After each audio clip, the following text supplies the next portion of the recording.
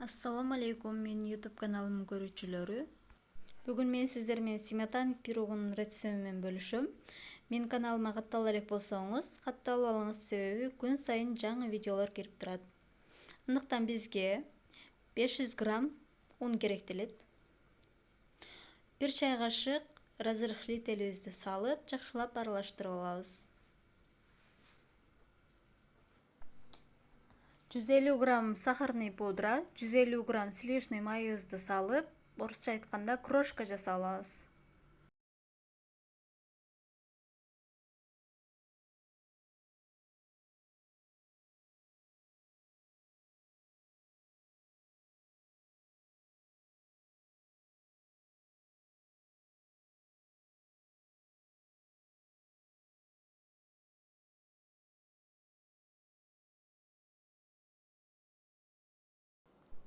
Даяр болгон крошкага 1 жумуртканы салып, камыр кылып алабыз.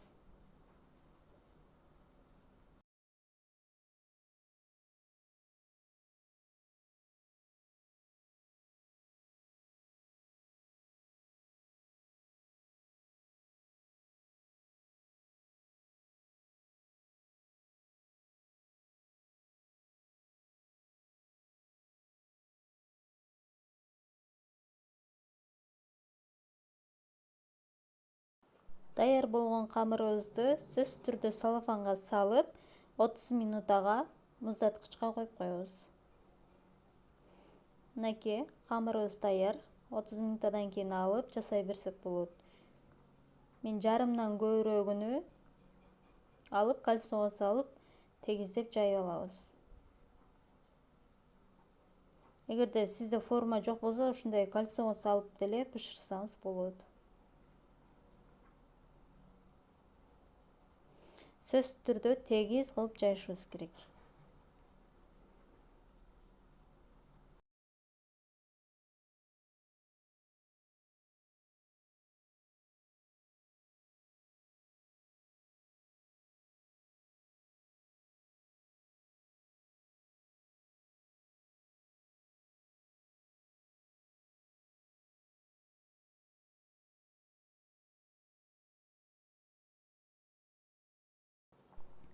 Калган камырыбызды дагы четтерине жармаштырып чыгабыз.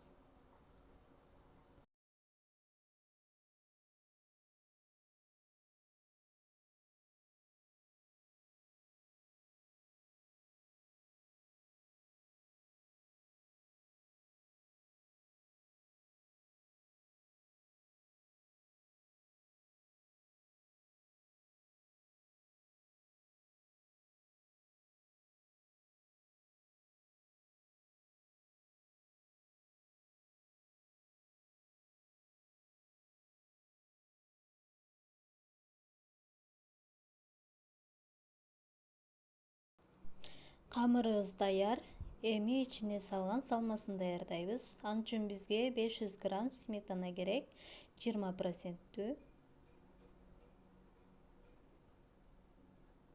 Жана ванилин кошобуз бир аз. 100 грамм сахар кошобуз, 4 жумуртканы салып, 10 же 20 секунд ага аралаштырабыз. Бул жерде миксер менен аралаштырууга болбойт.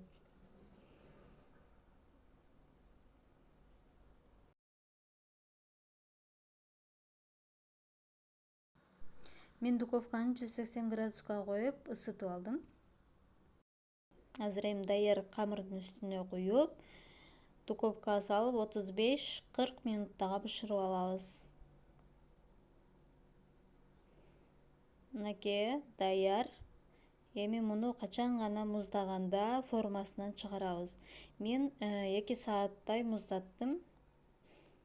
Толук муздаган соң кесип дасторконго тартсаңыз болот. Бул пирогду сөзсүз түрдө үй бүлөңүзгө бышырып бериңиз, аябай даамдуу болот. Эгер видеом жаккан болсо, лайк басып, комментарий жазганды унутпаңыз. Мен каналыма күн сайын видеолор жүктөп турам. Аларды көрүү үчүн подписаться кнопкасын басканды унутпаңыз. Көргөнүңүз үчүн чоң рахмат.